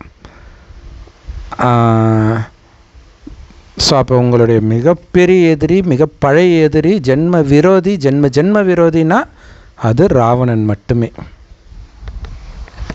இப்போ நீங்கள் அப்பா சொல்கிற ஸ்ரீமத் படி நடந்து இந்த 5 விகாரங்கள் மீது வெற்றி அடைகிறீர்கள். வெற்றி அடையுமாறு செய்விக்க தான் தந்தை வந்திருக்கிறாரு. ஏன்னா கண்டிப்பாக வெற்றி அடைஞ்சே தீர்ந்துடுவோம். இது விளையாட்டு ஆகும். மாயையிடம் தோற்கும் பொழுது தோல்வி, மாயை வெல்லும் பொழுது வெற்றி. அவ்வளோதான். இங்கே தோல்வி வெற்றிங்கிறது இவ்வளவுதான், மற்றபடி வேறு எதுவும் கிடையாது. மாயாக்கிட்ட தோற்றிங்கன்னா தோல்வி, மாயாவை வென்றுட்டிங்கன்னா வெற்றி. தந்தை தான் வெற்றி அடையுமாறே இங்கே செய்விக்கிறாரு. ஏன்னா அவர் வரலை அப்படின்னா நம்ம மாயாக்கிட்ட இருந்து வெற்றியை அடையவே முடியாது. அதனால தான் அவரை சர்வ சக்திவான் என்று கூறப்படுகிறது. ஸோ இதில் பாபா அந்த விளையாட்டுன்ற வார்த்தை சொல்லியிருக்கிறாங்க. மாயை அப்படி விளையாட்டை ஜெயிச்சிடுங்கன்றார். விளையாட்டாக எடுத்துகிட்டு விட்டுருங்க அந்த அர்த்தம் இல்லை. இது ஜெயிக்கிற விளையாட்டு இல்லையா? விளையாட்டாக நினச்சி ஜெயிச்சிடுங்க அப்படின்னு சொல்லியிருப்பார். அதாவது இது எப்படி ஜெயிக்கிறது அப்படின்னு வாயை பிளக்காமல் விளையாட்டு அது ஜெயிச்சிடுவீங்க அப்படி சொல்கிறார். ஆனால் மாயக்கிட்ட தோற்றதுனால தான் அனைத்தையும் இழந்துட்டீங்க. இப்போ நீங்கள் அதாவது ஷேர் மார்க்கெட்டில் நான் விட்டதை பிடிக்கிறேன் காசு போட்டு அனைத்தையும் இழப்பாங்க. ஆனால் இங்கே காசுக்கான வேலையே கிடையாது. ஆனால் எல்லாத்தையும் இழந்துட்டோம் மாயக்கிட்ட. அந்த 5 விகாரத்தை மட்டும் வென்றுட்டிங்கன்னா அனைத்தும் உங்களுக்கு கிடைச்சிடும். ஸோ பாபா உங்களை ஜெயிக்க வைக்கிறார். அதனால தான் சர்வசக்திவான் அவ்வளோ சக்தியை கொடுக்குறாரு உங்களுக்கு. ராவணனும் சாதாரண சர்வசக்திவான் கிடையாது, அவனும் சர்வசக்திவான் தான். என்ன அவன் துக்கம் கொடுக்குறான், அதனால் அவனுடைய மகிமை பாடலை, அவ்வளோதான். ரொம்ப ரொம்ப மோசமானவன் இந்த ராவணன். உங்களுடைய ராஜ்யத்தை அபகரித்து நடுத்தரில் விட்டான்ல, கருணையா பார்த்தான்.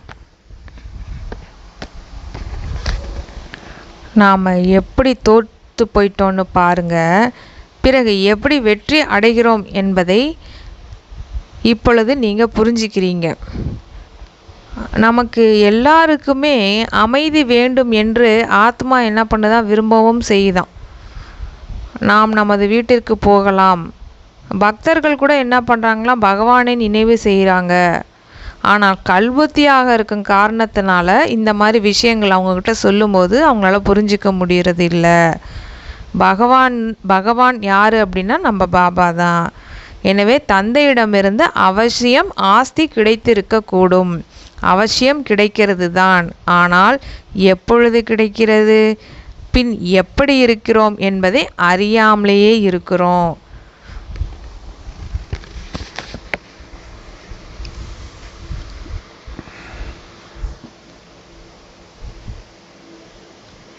பாபா சொல்கிறாங்க, நான் இந்த பிரம்மா உடலில் உட்காந்துட்டு உங்களுக்கு புரிய வைக்கிறேன். ஏன்னா எனக்கும் கர்மேந்திரியம் வேணும் இல்லை. பைபிளில் சொன்ன மாதிரி அப்படியே தானாக நெருப்பு பேசாது. ஒரு உடம்பு மூலமாக தான் ஜோதியாகிய இறைவன் பேச முடியும். எனக்குன்னு சொந்த உடலும் கிடையாது. ஸோ அதனால் ஒருத்தர் உடலை எடுக்க வேண்டியதாக இருக்குது. ஸோ சூக்ஷ்மவாதனத்தில் கூட உங்களுக்கு கர்மேந்திரியம் இருக்குது. சூக்ஷ்மமாக இருக்கும். சூக்ஷ்ம உடலில் கண்ணு காது மூக்கு எல்லாமே இருக்கும், அதனால் பார்க்கலாம் செய்வீங்க. ஆனால் எப்படி உங்களுடைய அசைவு இருக்கும் அப்படின்னா, அந்த காலத்தில் ஊமை படம் இருந்துச்சு இல்லையா, அந்த மாதிரி அமைதி, பேச்சு இருக்காது. ஸோ எப்படி எடுத்துகிட்டு வர்றாரு பாருங்க. நல்ல வேலை அந்த மாதிரி மூவி டாக்கின்னு வந்தது இல்லையா, பேசும் படம். அதை பேசாத படத்துக்கு பேசும் படம்ட்டாங்க. அது உண்மையில் மூவி தான், அசைகிற படம் தான் அது. பேசும் படம் இப்போ இருக்கிறது அதுதான் டாக்கி. ஸோ முதல்ல மூவி வருது, அப்புறம் டாக்கி வருது. இதெல்லாம் வெளிப்பட்டதுனால பாபாவுக்கு புரிய வைக்கிறது ஈஸியாக இருக்குதுன்றார். அவர்களுடையது பார்த்தோம் அப்படின்னா புஜபலம், அதாவது உடலினுடைய பலம். உங்களுடையது யோக பலம். அவர்கள் 2 சகோதரர்கள். அதாவது பாபா என்ன சொல்கிறாங்கன்னா, அமெரிக்காவையும் ரஷ்யாவை பற்றியும் சொல்கிறாரு. 2 பேருமே சகோதரர்கள் தானே, அதனால் சொல்கிறாரு. அவங்களுக்குள்ளே ஒன்று சேர்ந்துட்டாங்க அப்படின்னா அவங்க உலகத்தையே ராஜ்யம் பண்ண முடியும். ஆனால் நாடகத்தில் அப்படி இல்லை. இப்போ என்ன ஆகிட்டுருக்குது, 2 பேர்த்துக்கும் இடையே பிளவுகள் ஏற்பட்டு இருக்குது. ஸோ இது இந்த 2 சகோதரர்கள்னு சொன்னது பாபா சொல்லலை, ரஷ்யா அமெரிக்கன்ட்டு. உலகத்துடைய நடைமுறையை வச்சு பாபா குழந்தைங்க போட்டுக்கிட்டாங்க ப்ராக்கெட்டில். எப்படி குரானில் இந்த மாதிரி தான் இருக்கும், ஒரு லைன்லையும் ப்ராக்கெட்டில் இவங்களாம் ஆட் பண்ணுவாங்க. ஏன்னா இப்போ ரஷ்யாவும் அமெரிக்காவும் ஃப்ரெண்டாக இருக்குது. இப்போ இந்த மாதிரி போட்டதுனால முரளி பொய்யாயிடுது இல்லையா. அவர் எந்த 2 பேரை சொல்கிறாருன்னு நமக்கு தெரியாது.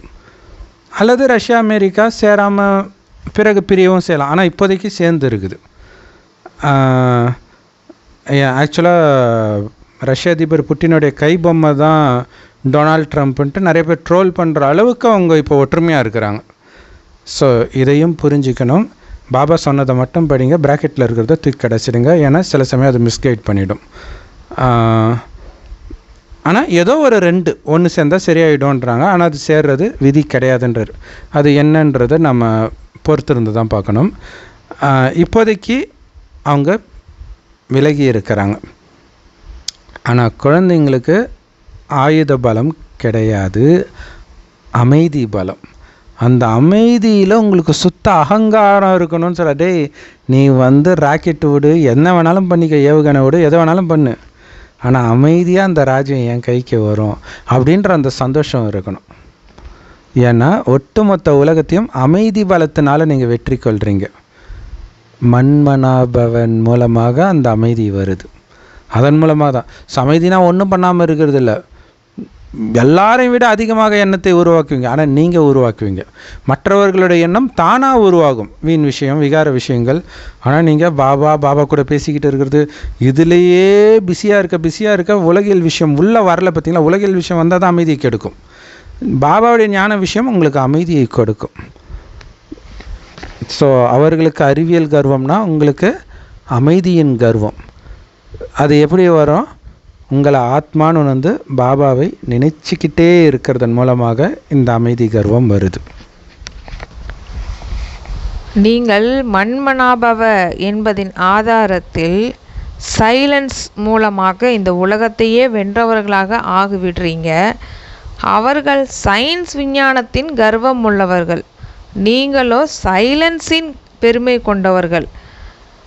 தங்களை ஆத்மா அப்படின்னு உணர்ந்து தந்தையை நினைவு செய்கிறீர்கள். நினைவினால் நீங்கள் சதோபிரதானமாக ஆகிடுறீங்க. மிகவும் சுலபமான வழியை தான் அப்பா சொல்கிறாங்க. சிவபாபா குழந்தைகளாகிய நமக்கு மீண்டும் சொர்க்கத்தின் ஆசையை அளிக்க வந்துள்ளார் என்பதை நீங்கள் புரிஞ்சிருக்கீங்க. பாபா பாருங்கள், அடிக்கடி மீண்டும் மீண்டும் அப்படிங்கிற அந்த விஷயத்தையே சொல்லிகிட்டே இருக்கிறாரு. சொர்க்கத்தின் ஆஸ்தியை அளிக்க வந்துள்ளார் அப்படின்னு. அப்போது ஒரு கல்பத்துலேயும் அந்த ஆஸ்தியை நம்ம தான் அடையிறோம் அப்படிங்கிற பெருமையிலையும் நம்ம இருக்கணும். வேறு யாராலுமே அடையல முடியல பார்த்தீங்களா? அதை நம்ம கர்வமாகவும் எடுத்துக்கணும். உங்களுடைய கலியுக கர்ம பந்தனங்கள் அனைத்தையும் மறந்து விடுங்கள் என்று தந்தை கூறுகிறார்.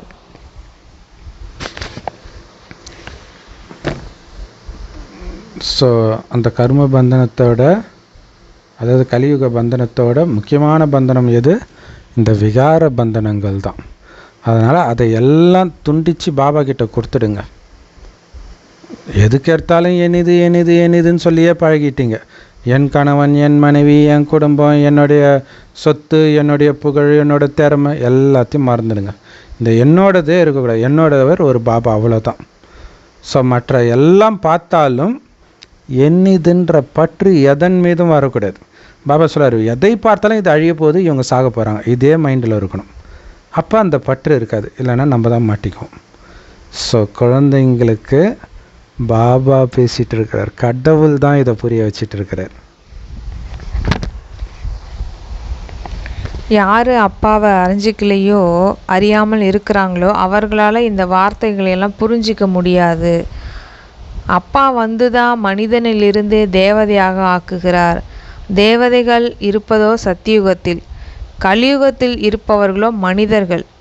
இதுவரைக்கும் அவர்களுடைய அடையாளங்கள் இருக்குது, அதாவது சத்தியுகத்தில் வாழ்ந்தவங்களுடைய அடையாளங்கள் இருக்குது, அதாவது படங்களும் இருக்குது.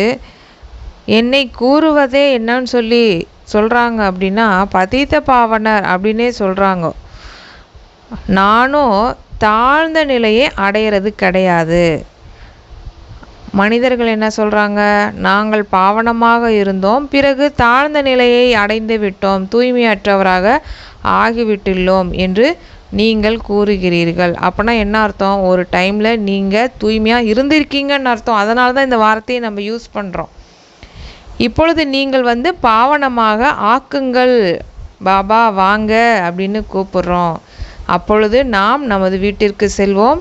இது ஸ்பிரிச்சுவல் நாலேஜ், ஆன்மீக ஞானம் ஆகும். ஸோ யாரை கூப்பிடுவோம் தூய்மையாக்குறதுக்கு? ஒருபொழுதும் தூய்மையை இழக்காதவரை தான் கூப்பிடும். அதனால தான் நான் எப்போவும் துர்கதி அடையிறது கிடையாதுன்றார். அது முக்கியமான விஷயம்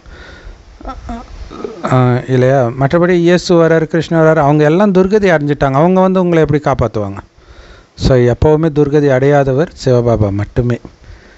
ஸோ இது அழிவற்ற ஞான ரத்தினங்கள், புத்தம் புதிய ஞானம், புது உலகத்துக்கான ஞானம்.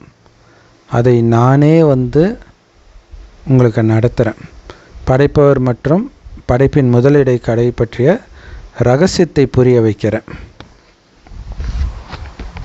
இப்பொழுதோ இது பழைய உலகம் ஆகும். இதில் தேகத்துடன் சேர்ந்து உங்களுடைய நண்பர்கள், உறவினர்கள் யாரெல்லாம் இருக்கிறார்களோ அவர்கள் மீது உள்ள பற்றை நீக்கிவிடுங்கள். ஏன்னா இது பழைய உலகம், பழைய ட்ரெஸ்ஸு, பழைய உறவுகள். புத்தம் புதிய உறவு என்ன? எல்லாம் சகோதரர்கள். யார்? ஆத்மா தான், உடம்பு கிடையாது. உடம்பை பார்க்கவே கூடாது. அதனால தான் அந்த பற்றை நீக்கிடுங்க. ஏன்னா சம்பந்தம் எல்லாமே உடல் சம்பந்தம் தானே. கணவன் மனைவி அப்பா அம்மா குழந்தை எல்லாமே உடலின் சம்பந்தம் தான். ஸோ அதை நீக்கிட்டு ஆத்ம சம்பந்தம் பாய் சகோதரன் சகோதரன் மட்டுமே. ஸோ ஏன்னா எல்லாத்தையும் பாபா கிட்ட அர்ப்பணிச்சிடுங்க இல்லையா. மகாபாரதத்தில் வந்து பணயம் வைக்கிறார், தன்னை பணயம் வைக்கிறார் சூதாட்டத்தில் தர்மர். அதுக்கப்புறம் தான் திரௌபதியை பணயம் வைக்கிறார். அதான் திரௌபதி கேட்பா, உன்னையே பணயம் வச்சப்புறம் உனக்கு எதுடா மனைவி? இப்போத்தைய விஷயம் இல்லையா. நானே பாபாவுக்கு முழுசாக அர்ப்பணமான பிறகு என்ன இதுன்னு உனக்கு எங்கே தனியாக இருக்குதுன்றார். எல்லாத்தையும் அவர்கிட்ட கொடுத்துட்டீங்கன்னு அர்த்தம். ஸோ அதை தான் சொல்கிறார், குழந்தைங்க எல்லாத்தையும் என்கிட்ட அர்ப்பணம் பண்ணுங்க. அதுதான் வானங்களில் உள்ளவை, பூமியில் உள்ளவை, கடலில் உள்ளவை எல்லாமே அல்லாவுக்கே உரியது அப்படின்றாங்க. அதே நேரத்தில் அல்லாவுக்கு எந்த தேவையும் கிடையாது. அப்புறம் எப்படி எல்லாம் அல்லாவுக்கே உரியது? அதாவது அல்லாவுடையதாக அனைத்தையும் நான் கொடுத்துட்டேன்னு அர்த்தம். அது பாபா உங்களுக்கு, நீங்கள் இப்போ அனைத்தையும் அவர்கிட்ட கொடுக்குறீங்க. ஏன்? எல்லாமே உங்களுக்கு இப்போ துக்கத்தை தான் கொடுக்குது, அதைத்தான் கொடுக்குறீங்க. ஆனால் அதுக்கு பிரதிபலனாக 21 பிறவிக்கு சொர்க்கத்தில் ராஜாவாக்கி ராஜ்யத்தையே கொடுக்குறார். ஸோ இங்கே கொடுக்கல் வாங்கல் நடக்குது, கொடுக்காமல் கிடைக்காது. நீங்கள் கொடுக்கறது ஒன்றுத்துக்கும் உதவாதது தான். ஆனாலும் அதை கொடுத்து தான் நீங்கள் சொர்க்கத்தை அடைய முடியும், சும்மா அடைய முடியாது. அதுதான் கர்மத்தினுடைய விதியும் கூட. நிறைய பேர் கேட்குறாங்களே, ஏன் இதெல்லாம் பாபாவாலேயே பண்ணிட முடியாதா அப்படின்ட்டு கேட்குறாங்களங்க பிரதர். அந்த கொடுக்கறதுல தான் தைரியம். அதுதான் தைரியம் வச்சா உதவி கிடைக்குன்றது. அதுதான் கொடுக்கறதுக்கு தைரியம் வைக்கணும். அதுவும் ஒன்றுமில்லாததை கொடுக்கறதுக்கு அவ்வளோ ஒரு பயம். அப்புறம் தந்தை பிறகு 21 பிறவிகளுக்கு ராஜ்யபாக்கத்தை அளிக்கிறார். 21 பிறவிகள் 21 தலைமுறைகள் என்று பாடப்படவும் செய்யுது. அதாவது 21 பிறவிகள் முழுமையான ஆயுள் இருக்கும். இடையில் ஒரு பொழுதும் சரீரம் விடுபட முடியாது. இப்போல்லாம் நம்ம 15 வயசில் சின்ன குழந்த ஆக்சிடெண்ட் அந்த மாதிரிலாம் ஆக மாட்டாங்க. முழு ஆயுளோடு வாழ்ந்து தான் அவங்க வந்து, அதுவும் பாம்பு தோலை உரிக்கிற மாதிரி ரொம்ப குஷியாக அவங்களோட உடலை விட்டுட்டு அடுத்த சரீரத்துக்கு போவாங்க அப்படிங்கிறாங்க. அகால மரணம் ஆவதில்லை. நீங்கள் அமரராக ஆகி பின் அமரபுரிக்கு அதிபதி ஆகிறீர்கள். உங்களை ஒரு பொழுதும் காலன் சாப்பிட முடியாது. அதாவது யமன் வந்து உயிரை குடிக்க முடியாது அப்படிங்கிறாரு. இதில் சூப்பராக வருது பாருங்க. அமரராகி அமரலோகத்துக்கு அதிபதி ஆகுறீங்க. அது என்ன அமரர் ஆகிறது? ஆத்மா தான் அமரர், அழிவற்றது ஆத்மா தான்.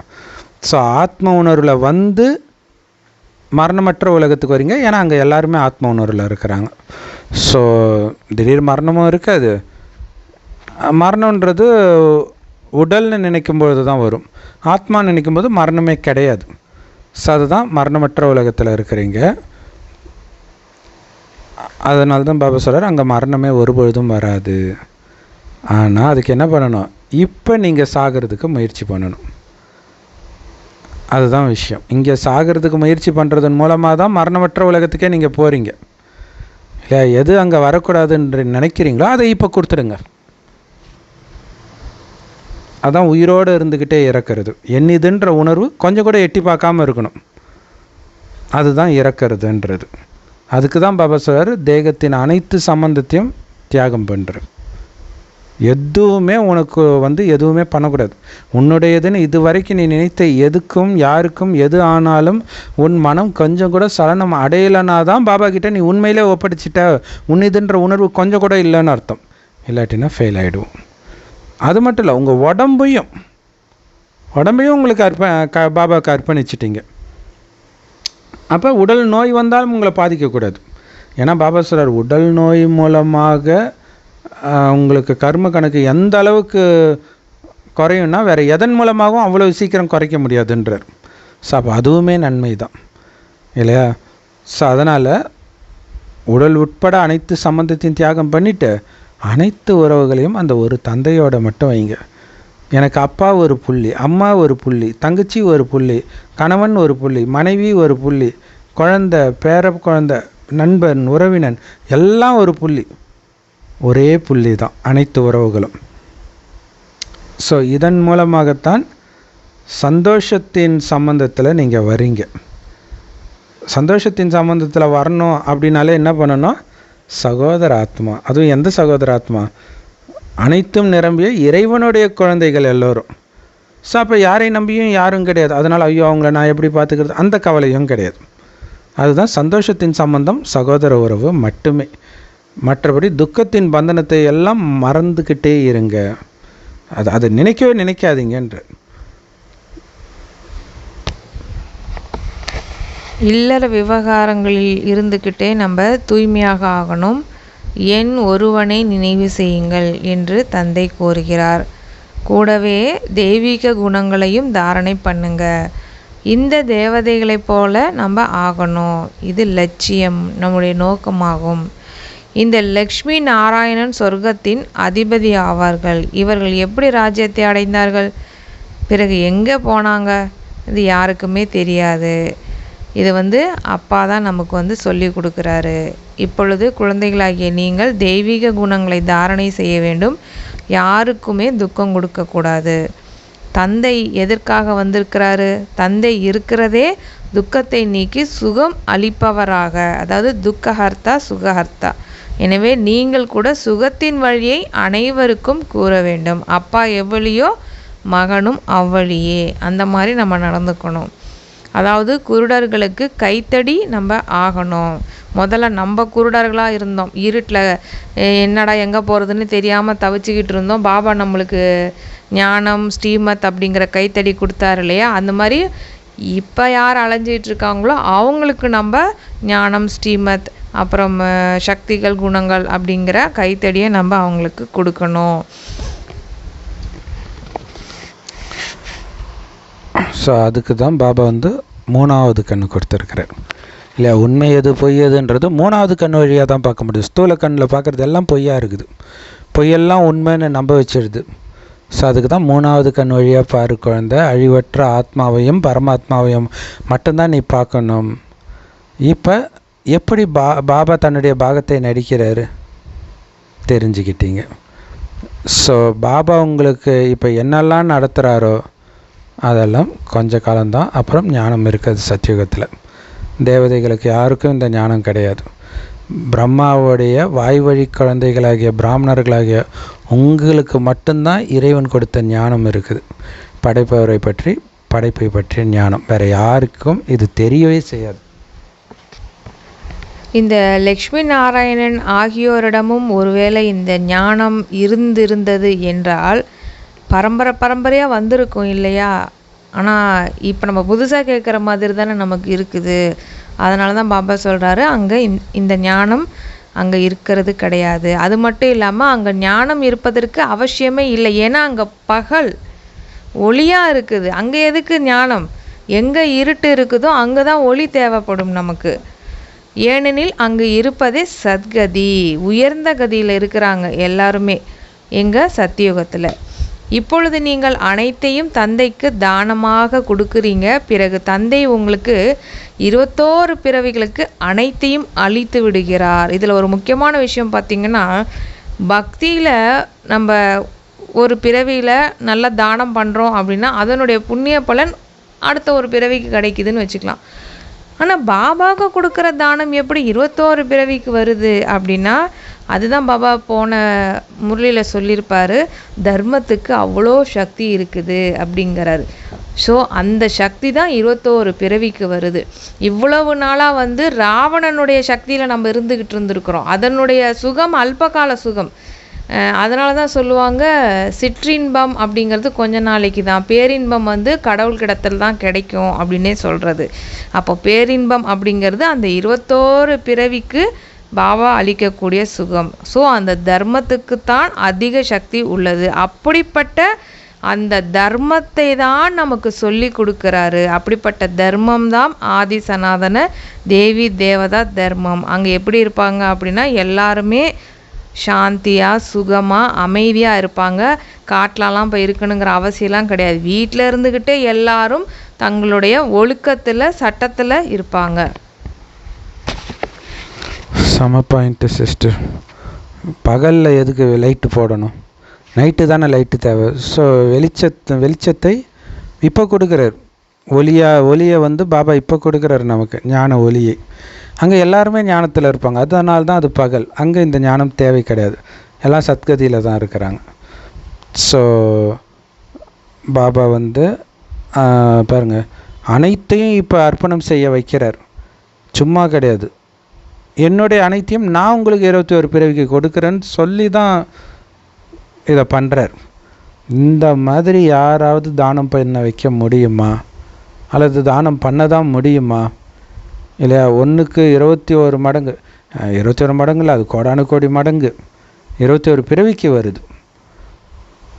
ஸோ ஆனால் இங்கே என்ன பண்ணோம்? எல்லாத்தையும் கொடுக்கணும். கொடுக்கறதுக்கு தைரியம் இருக்கா? எந்த அளவுக்கு தைரியம் வைக்கிறீங்களோ அந்த அளவுக்கு ஆஸ்தி. பிரம்மா பாபா எல்லாத்தையும் கொடுத்தார், தன் பையனுக்கு கூட சொத்து கொடுக்கல.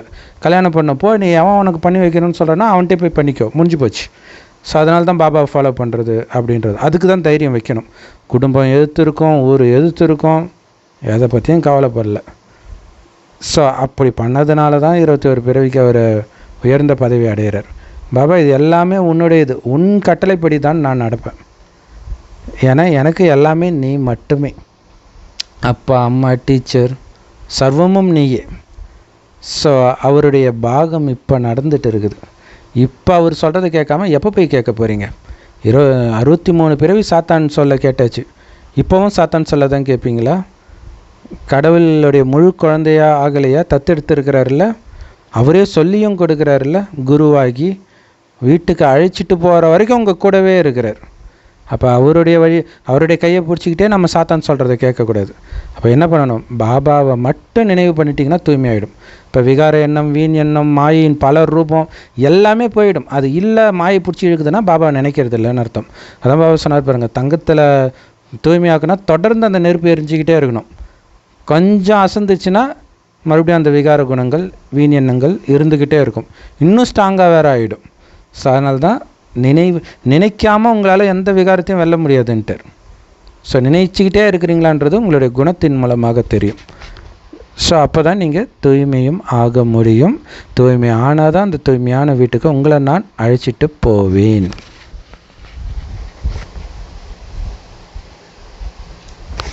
இந்த யஜ்யம் வந்து பாபா உருவாக்குறார். இதுதான் சிவனுடைய ருத்ர ஞான யஜ்யம் அப்படின்னு சொல்லப்படுது. இந்த யஜ்னத்தில் நீங்கள் உடல், மனம், பொருள் அனைத்தையும் சுவாகா செஞ்சிடுறீங்க. குஷியுடன் எல்லாமே அர்ப்பணமும் ஆயிடுது. அப்போ மீதி இருக்கிறது என்னது? ஆத்மா தான். பாபா அவ்வளவுதான், இப்பொழுது நாங்கள் உங்கள் ஸ்ரீமத் படி தான் நடப்போம், இல்லறத்தில் இருக்கையிலும் தூய்மையாக ஆக வேண்டும் என்று அப்பா சொல்கிறாங்க. 60 வருடத்தின் ஆயுள் ஆகும் பொழுது வானப்பிரஸ்த நிலை செல்வதற்கான ஏற்பாடு செய்கிறாங்க. ஆனால் அவர்கள் திரும்பி செல்வதற்கான ஏற்பாடு செய்கிறார்களா என்ன?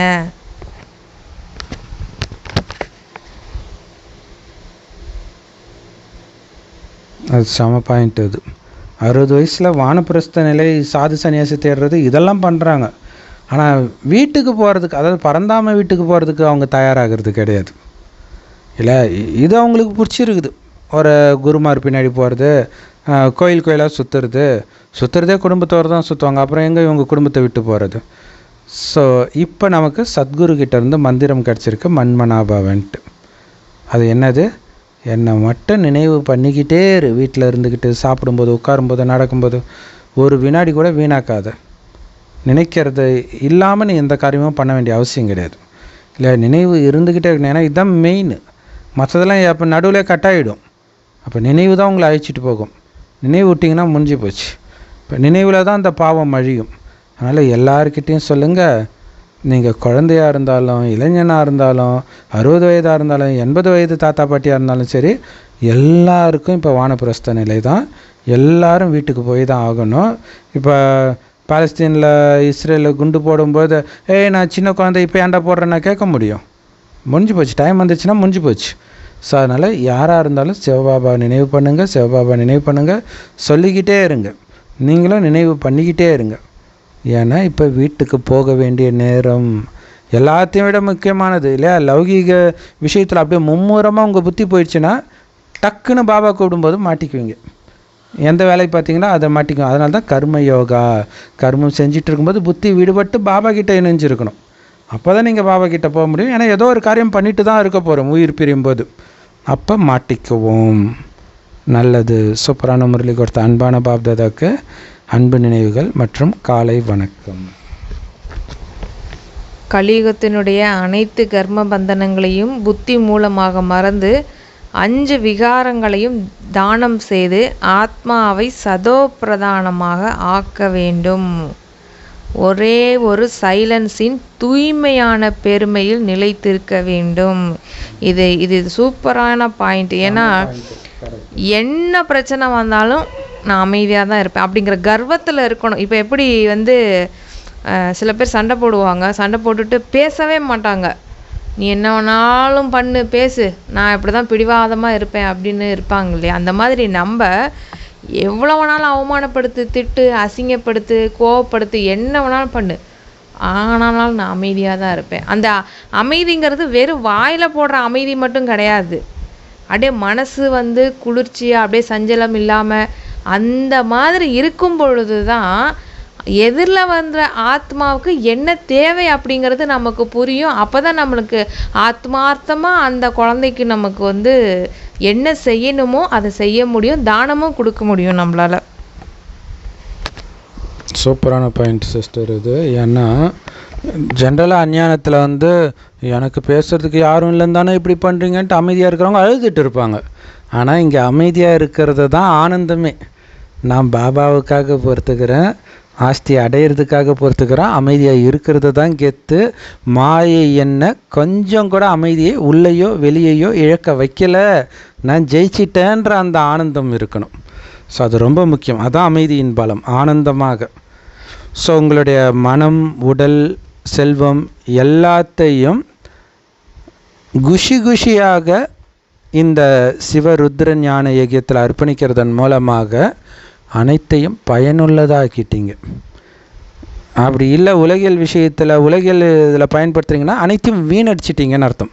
தீபாவளிக்கு சொல்லுவாங்களே, தீபாவளி அப்போ ஏன்டா காசு கறியாக்கிற, பட்டாசு அவ்வளோ வாங்குறது எங்கள் சின்ன வயசுலலாம் எங்கள் அப்பா அம்மா சொல்லுவாங்க. இப்போ தான் அதோடைய அர்த்தம் புரியுது.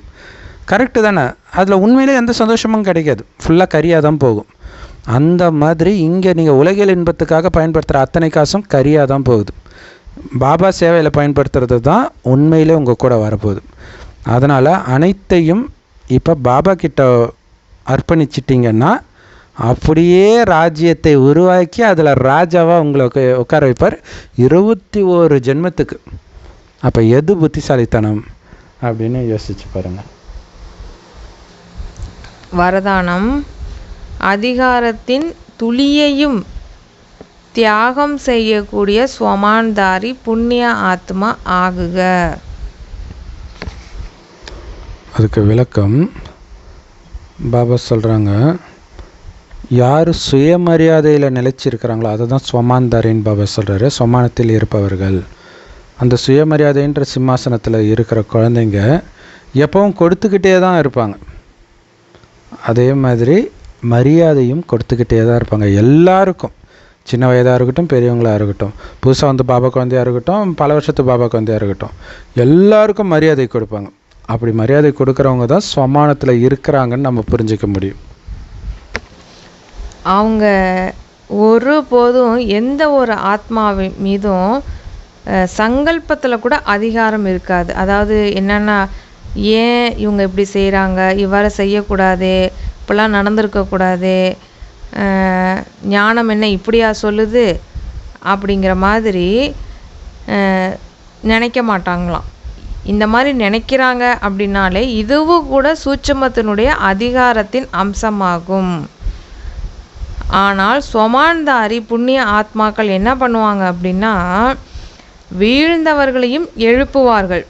அதாவது இந்த மாதிரி யாராவது இருக்கிறாங்கன்னு தெரிஞ்சாலும் கூட அவங்க என்ன பண்ணுவாங்க அப்படின்னா, அவங்களுக்கு தேவையானதை கொடுத்து எழுப்புவாங்க, சகயோகியாக இருப்பாங்க. இவங்க தன்னோட கர்மத்தினுடைய பலனை அனுபவிச்சிட்டு இருக்கிறாங்க.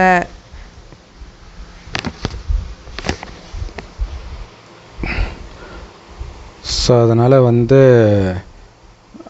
ஏதோ பாவம் பண்ணியிருக்கிறான்ப்பா அதனால தான் இப்படி இருக்கிறான் அப்படிங்கிற எண்ணமே அவங்களுக்கு வராது. ஸோ ஒரு விதத்தில் பைபிள் குரானில் வந்து அந்த கர்மத்தின் விதிப்படி சொல்லாததுக்கு இதுதான் காரணம். கர்மத்தின் விதிப்படி நடக்கிறதுன்றது உண்மை தான், ஆனால் அதை நீங்கள் நினைக்கக்கூடாது. உங்களுக்கு நினச்சிக்கலாம் நான் ஏதோ பாவம் பண்ணியிருக்கிறான் அதனால் இருக்கிறேன்ட்டு. ஆனால் அடுத்தவன் கஷ்டப்படும் போது அவன் பாவம் பண்ணியிருக்கிறான்னு நீங்கள் நினைக்கக்கூடாது. அவனை உயர்த்துறது தான் உங்களுடைய வேலையாக இருக்கணும். ஏன்னா சுமந்தாரி கருணை நிரம்பியவராக இருப்பார். கருணை நிரம்பியவராக இருக்கிறவங்க தான் வள்ளல். வள்ளல் வந்து கருணையினால் தானே கொடுப்பாங்க இல்லையா? ஸோ அப்போ வந்து அவன் செஞ்ச பாவத்தை அவன் அனுபவிக்கிறான் அப்படிங்கிற எண்ணமே வரக்கூடாது. அதனால் அவன் ஆடினாயா பயங்கரமாக அதான் அனுபவிக்கிறான் விழட்டும் அப்படிங்கிற எண்ணம் கூட உங்களுக்கு வராது. குழந்தைகளாகி உங்களுக்கு அந்த மாதிரி எண்ணமே வரக்கூடாது. கருணை கருணை கருணை. உங்களை சொத்தை பிடுங்கி நடுத்தெருவில் விழுந்தவன் கூட கஷ்டப்படுறத பார்த்து நல்லா வேணும் அவனுக்குன்ற எண்ணம் உங்களுக்கு வரக்கூடாது. ஸோ மிகப்பெரிய பாபா நம்மளை செதுக்கிறார் இல்லையா? ஒவ்வொரு நாளும் அப்படி செதுக்கிறார் சூப்பராக. சரி, ஸ்லோகன். திருப்தி மற்றும் மகிழ்ச்சி என்ற விசேஷதா தான் பறக்கும் கலையின் அனுபவியாக ஆக்குகிறது. கரெக்டு. ஸோ பறக்கும் கலையில் இருக்கணும்னாலே எல்லாத்துக்கும் திருப்தி, இருக்கிறத வச்சு திருப்தி, இருக்கிறத விட்டு பறக்கிறதுக்கு ஆசைப்படக்கூடாதுன்னுவாங்க இல்லையா? இது வேணும் அது வேணும் அது வேணும் அப்படின்னா கடைசி வரைக்கும் அவங்களுக்கு சந்தோஷமே இருக்காது. ஸோ என்ன ஆனாலும் திருப்தி, அதை தான் பாபாக்கு சத்தியம் பண்ணுறோம் வந்த உடனே. பாபா நீ எது கொடுத்தாலும் சாப்பிடுவேன், எது உடுத்துக்க கொடுத்தாலும் உடுத்திக்குவேன், எங்கே உட்கார வச்சாலும் உட்காந்துக்குவேன், எனக்கு இதுதான் வேணும் அதுதான் வேணும். ஃபெயில் ஆகிறோன்னு அர்த்தம், பறக்க முடியாது. அவ்யக்த இஷாரா சத்தியத்தன்மை மற்றும் நல்லொழுக்கத்தின் கலாச்சாரத்தை தாரணை பண்ணுங்கள். சத்திய சக்தியின் அடையாளம் அப்படின்னா என்ன தெரியுமா? பயமற்ற நிலையாகும். சத்தியம் அழிக்க முடியாது என்று கூறப்படுகிறது. ஸோ 2-3 நாளாக இதை பற்றி தான் பாபா சொல்கிறார் இல்லையா? ரொம்ப ஆழமான விஷயம். சத்தியத்தின் படகு ஆடும் அசையும் ஆனால் மூழ்காது அப்படின்னு சொல்கிறார். அந்த மூழ்காதுன்ற அசைக்க முடியாத நிச்சய புத்தி தான் உங்களுக்கு தைரியத்தை கொடுக்குது. ஆடுற படகுல இந்த படகு மூழ்காதுப்பா இல்லையா? பஸ்ஸு வந்து திடீர்னு போயிட்டு இருக்கும்போது டக்குன்னு உள்ளே உடச்சிட்டு விழுந்தாங்க, கவர்மெண்ட் பஸ்ஸுன்னு நினைக்கிறேன். ஸோ அப்போ அதை பார்த்ததுலேருந்து நிறைய பேருக்கு பயம் வரும். ஆனால் இங்கே இந்த படகு அப்படிலாம் மூழ்கவே மூழ்காது, ஆனால் ஆடிக்கிட்டு தான் இருக்கும் இல்லையா? இந்த பக்கம் உதைப்பாங்க அந்த பக்கம் உதைப்பாங்க, எல்லாம் பார்த்தியா இப்படியாவது வந்துரு எங்கே போட்டு நல்லா இருக்கு பாரு எவ்வளோ சூப்பராக இருக்குது உலகியல் லைஃபு. இதை விட்டுட்டு நீ இந்த வயசில் பாபா குழந்தை தூய்மை பூண்டு வாங்கங்கிறது அப்படி இப்படின்னு போயிட்டே இருக்கிற. ஆனால் இதுதான் சேஃபாக போகிற படகு. அந்த நிச்சய புத்தி இருந்துச்சுன்னா பயம் இருக்காது. ஆத்மா டான்ஸ் ஆடிக்கிட்டு இருக்கும் இல்லையா? உள்ளேயே ஒன்று சொன்னார் இல்லையா? ஃபுல்லாக அந்த உடல் உணர்வு எரிச்சிட்டா மீதி இருக்கிறது ஆத்மா. அந்த ஆத்மா டான்ஸ் ஆடும் ஆனந்தத்தில். அதுதான் பார்வதி தேவி சதி ரூபத்தில் இருக்கும்பொழுது எகிப்தில் விழுந்துடுறாங்க. விழுந்தவுடனே சிவன் தோளில் போட்டு டான்ஸ் ஆடுறார். அப்படின்னு அர்த்தம் நானுன்ற உணர்வை முற்றிலும் எரிச்சிட்டு இறைவனோடு சேர்ந்து அவங்க டான்ஸ் ஆடுறாங்கன்னு அர்த்தம். அதுதான் சத்தியத்தின் சக்தி, தன்னை முழுவதுமாக எரிக்கிறது. காமம் கோபம் பற்று எண்ணிது என்னப்பா என்னம்மா என் கணவன் என் மனைவி என் குழந்தை என் சொத்து என் திறமை எல்லாத்தையும் எரிச்சிட்டு இறைவனோட டான்ஸ் ஆடிட்டு இருங்க குழந்தை மாதிரி. அதுதான் சத்தியத்தின் சக்தி. அதாவது யாருக்கு இந்த சத்தியத்தின் சக்தி இருக்குதோ அவங்க நிரந்தரமாக கவலையற்றவர்களாகவும் பயமற்றவர்களாகவும் இருப்பாங்க. நிரந்தரமாக டான்ஸ் ஆடிட்டு இருப்பாங்க.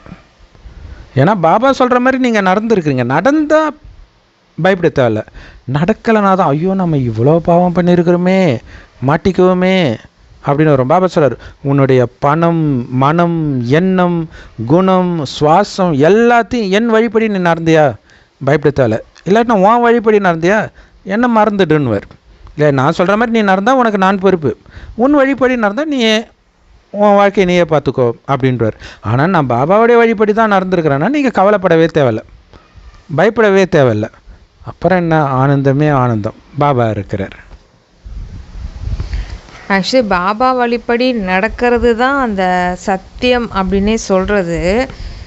அப்படி நம்ம நடக்கிறோம் அப்படின்னாலே அங்கே பயம் அப்படிங்கிறது வரவே வராது. ஏன்னா அந்த நான் எனது அப்படிங்கிற விஷயத்த நம்ம எப்போ பிடிக்கிறோமோ அப்போ தான் பயம் ஸ்டார்ட் ஆகுதே நமக்கு.